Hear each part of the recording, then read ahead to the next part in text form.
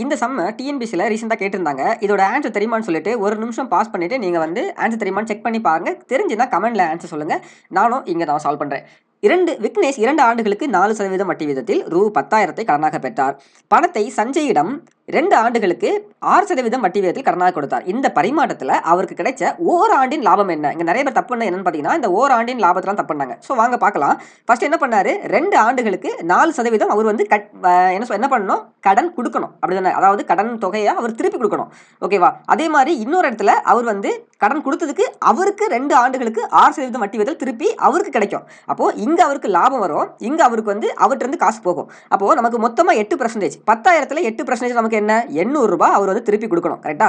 அதே மாரி இங்க அவருக்கு வந்து வரக்கூடியது என்ன? 10,000ல 12% 2 இன்டு 6 12% மொத்தமா வந்து பாத்தீங்கன்னா 1,200. சோ அப்ப இது வந்து 2 ஆண்டுகளுக்கு அவருக்கு லாபம் வந்து பாத்தீங்கன்னா ரூ. 400 லாபம். கரெக்ட்டா?